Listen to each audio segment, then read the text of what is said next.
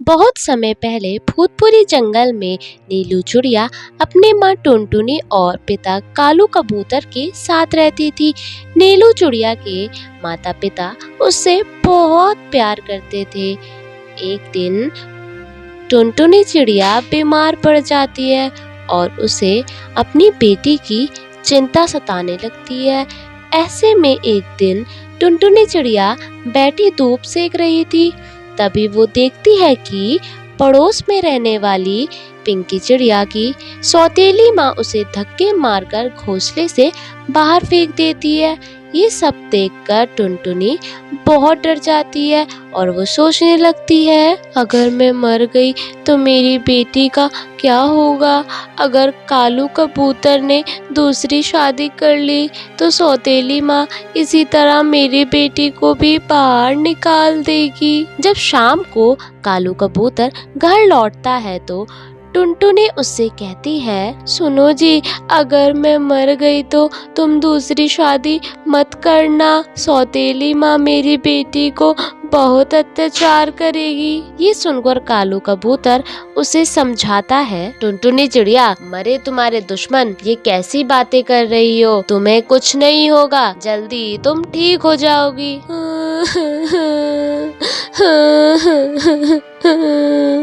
नहीं, तुम्हें मुझसे आज ये वादा करना ही होगा कि तुम मेरे मरने के बाद तुम कभी दूसरी शादी नहीं करोगे। टुनटुनी, मैं तुमसे वादा करता हूँ, मैं कोई दूसरी शादी नहीं करूँगा। कुछ दिन ऐसे ही गुजर जाते हैं। टुनटुनी की हालत दिन पर दिन बिगड़ती जाती है और एक दिन वो मर जाती है। नीलू चिड़िया अपनी माँ से लिपट कर रोने लगती है।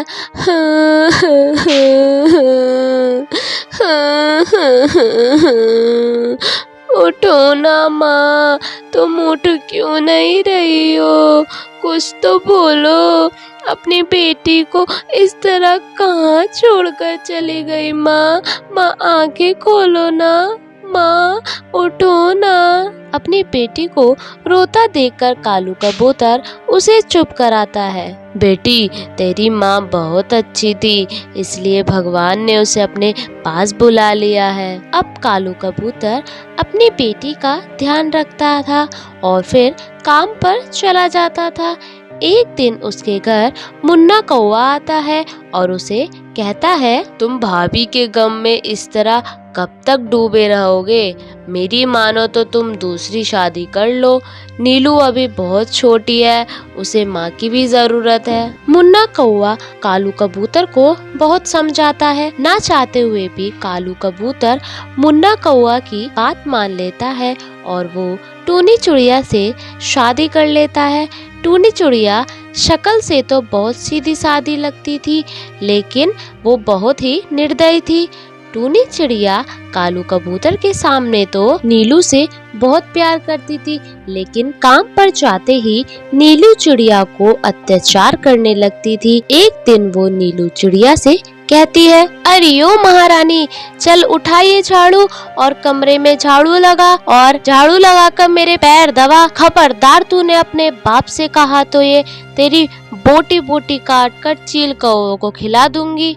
तेरे बाप को पता भी नहीं चलेगा। नीलू अपनी सौतेली माँ की बात सुनकर बहुत रोने लगती है और वो अपने पिता से कुछ नहीं कह पाती।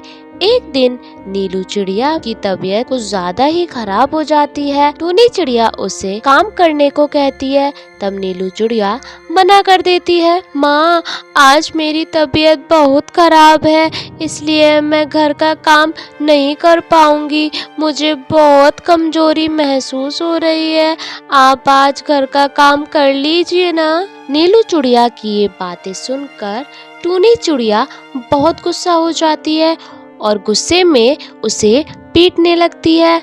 उसे घोंसले से धक्का देकर बाहर निकाल देती है। उसी समय कालू कबूतर किसी काम से वापस घर आता है।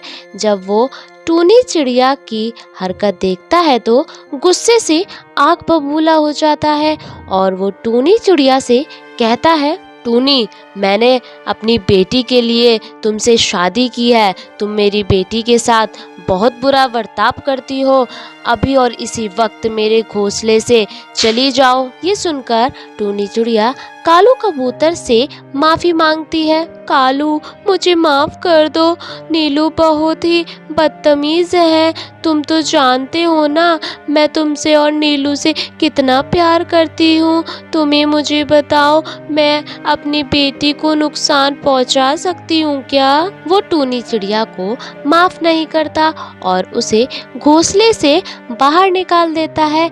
फिर कालू कबूतर अपनी बेटी नीलू चिड़िया के साथ खुशी खुशी रहने लगता है और उसका बहुत ही ख्याल रखता है।